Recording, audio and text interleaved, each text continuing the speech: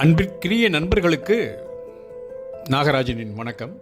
நண்பர்களே, படித்ததில் பிடித்த சிறுகதை என்ற இந்த பக்கத்திலே மிக நீண்ட நாட்களுக்கு பிறகு உங்களை சந்திக்கிறேன். எனது முந்தைய கதைகளை காணொளி வாயிலாக நீங்கள் பார்த்திருப்பீர்கள் என்று நம்புகிறேன். இல்லாவிடில் இப்பொழுது கூட நான் தேடி பிடித்து வெளியிட்ட சிறுகதைகளை பாருங்கள்.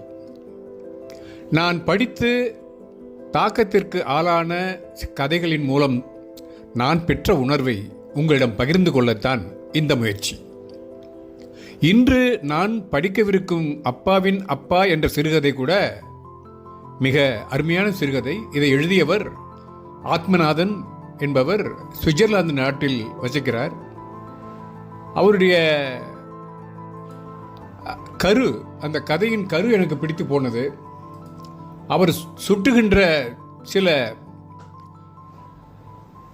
அனுபவங்கள், சம்பவங்கள் நிஜ வாழ்க்கையில் நான் உட்பட சிலர் எதிர்கொண்டவை. அது மட்டுமல்லாமல் இந்த கதை ஒரு அற்புதமான தீர்வை நோக்கி பயணிக்கிறது.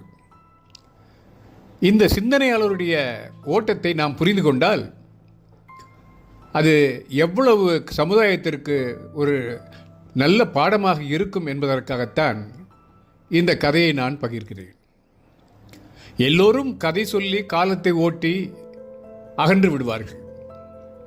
சிலர் கதை மூலம் கருத்தை சொன்னால் நமக்கு ஜீரணிக்க முடியாததாக கூட இருக்கும். ஆனால் சிலர் மட்டுமே கதை படித்து முடிந்த பின்னும் நம் கருத்தில் நிலைப்பார்கள். இந்த கதையும் அப்படித்தான். என்னடா இவ்வளவு பீடிகையுடன் ஆரம்பிக்கிறானே, கதை ஒருவேளை சொதப்பலாக இருக்குமோ என்று எண்ணாதீர்கள். கதையை கேட்ட பிறகு அல்லது பார்த்த பிறகு உங்கள் பின்னூட்டத்தை தாருங்கள். இப்போது வாருங்கள், கதைக்கு போவோம். கலைவாணர் அரங்கம் உங்களுக்கே தெரியும். பரபரப்பான கலகலப்பான பல நிகழ்வுகளை நடத்தி தரும் அரங்கம். அங்கே கைதட்டலுக்கிடையே, பலத்த கோஷங்களுக்கிடையே கலகலப்பான ஒரு சூழ்நிலையிலே சிவா, நமது கதாநாயகன், மேடையை நோக்கி நடக்க ஆங்காங்கே அமர்ந்திருந்த மாணவர்கள் சிவா சிவா சிவா என்று கோரஸாக குரல் எழுப்புகிறார்கள். பெரியவர்கள் கூட சிறுவருடன் இணைந்து உற்சாக மிகுதியால் சேர்ந்து குரல் கொடுக்கின்றனர். அவ்வளவு பெரிய சாதனையை செய்திருக்கிறான் நமது சிவா. இதனால் தான் வேளாண் துறை அமைச்சர் பதக்கத்தையும் பாராட்டு சான்றிதழையும் 10 லட்சம் ரூபாய்க்கான காசோலையையும் வழங்கிவிட்டு அப்போது சொல்லுகிறார், சிவாவுக்கு தன் கையாலேயே விருது வழங்க வேண்டுமென்று முதலமைச்சர் ஆசைப்பட்டார். ஆனால் எதிர்பாராத சில காரணங்களால் அவரால் வர இயலவில்லை. சிவாவை பாராட்டுவதில் இந்த நாடே பெருமைப்படுகிறது என்கிறார். அப்படி என்னதான் செய்தான் சிவா? அதை பற்றி மற்றும் அரசுக்கும் அனைத்து நண்பர்களுக்கும் நன்றி தெரிவிக்க இதோ சிவா மேடை ஏறுகிறான், பேசுகிறான். மிக குறுகிய காலத்தில் மிக குறைந்த நீரை கொண்டு பெரும் விளைச்சலை தரும் நெல் ரகத்தை நான் அறிமுகப்படுத்தி அதனை நிபுணர்களுக்கு பயிரிட்டும் நிரூபித்ததால் அரசு எனக்கு இந்த பரிசை வழங்கியிருக்கிறது.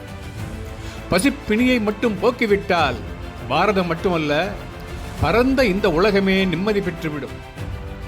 நான் இந்த ஆண்டுதான் கல்லூரி படிப்பை முடித்தேன். எனது 10வது வயது வரை நகரத்தில் தான் வாழ்ந்தேன்.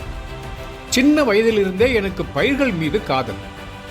விடுமுறையில் அப்பாவின் அப்பா வீட்டுக்கு போகும்போதெல்லாம், அப்பாவின் அப்பா என்றால் தாத்தா, வீட்டுக்கு போகும்போதெல்லாம் அருகிலுள்ள வயல்வெளிக்கு சென்று விடுவேன். நகருக்கு திரும்பியதும் நண்பர்களிடம் நான் பார்த்தவற்றை விளக்குவேன். எனக்கு விவரங்கள் புரிய ஆரம்பித்த போதுதான் அந்த கொடூரம் நடந்தது. கம்ப்யூட்டர் எக்ஸ்பர்ட்டான என் அப்பா பெரிய பொறுப்பில் சிறு வயதிலேயே அமர்ந்து விட்டார். எனக்கு 10 வயது நடந்தபோது திடீரென அப்பாவின் நலம் குன்றிப்போக அடிக்கடி அவர் மருத்துவமனை செல்ல ஆரம்பித்தார். ஒரு நாள் இரவில் அப்பாவை பிணமாக கொண்டு வர அரை தூக்கத்தில் நான் அழுதேன். அவருக்கு இரத்த புற்றுநோய் என்றார். அப்பாவின் அப்பாதான் அவரோடு பகலாக மருத்துவமனைக்கு அலைந்து திரிந்து கொண்டிருந்தார். அப்பா மறைந்ததும் அவர் கிராமத்திற்கும் நகருக்குமாக அலைவதைக் கண்டு மனசு பொறுக்காத நானும் அம்மாவும் அவரோடு கிராமத்திற்கே வந்துவிட்டோம். அரசின் உயர் பதவியில் இருந்து ஓய்வு பெற்ற அவரால் முன்பு போல ஓடி ஆடி வேலை செய்ய முடியவில்லை. அதோடு மட்டுமில்லாமல் மகனை பறிகொடுத்த ஏக்கத்திலே அவர் மன அளவிலும் மிகவும் சோர்ந்து போய்விட்டார். சில நாட்களில் எங்கிருந்துதான் அவருக்கு மீண்டும் உடற்பலம் வந்ததோ தெரியவில்லை. என்னை வளர்க்க என் அப்பா போல 2 அப்பாவாக அவர் மாறிவிட்டார். திருவிழாக்கள், மகாநாடுகள், எக்ஸிபிஷன்கள் என்று என்னை தன் தோள்களில் சுமந்தபடி வலம் வந்தார். ஊராரே அவன் சுறுசுறுப்பைக் கண்டு வேந்து போய்விட்டார்கள். அதனால்தான் நான் அவரை தாத்தா என்று அழைக்காமல் அப்பாவின் அப்பா என்றே அழைக்கிறேன். நெல் திருவிழாவுக்கு நாங்கள் போயிருந்த போதுதான் எனக்கு மனதில் ஒரு உறுதி வந்தது. அது என்ன உறுதி என்றால், புதிய ரகத்தை நாமே கண்டுபிடித்தால் என்ன என்று. அதை நான் அப்பாவிடம் சொன்னபோது அப்பாவின் இறப்பையும் மறந்து எனக்காக சிரித்தார் எங்கள் அப்பாவின் அப்பா. பலே பலே, நல்ல முடிவு, உடனே களத்தில் குதிப்போம் என்று கூறியபடி அடுத்த நாளே வயலுக்கு அழைத்து சென்று விட்டார். 2-3 நெல் பயிர்களை இணைத்து புதிய ரகத்தை உருவாக்க முனைந்த போதுதான் மீண்டும் அந்த புற்றுநோய் அரக்கன் வந்தான். ஆனால் இந்த முறை அவன் குறிவைத்தது என் அப்பாவின் அப்பாவை என்று சொல்லி சிவா சற்று குரல் தழுதழுக்க நிறுத்தினான்.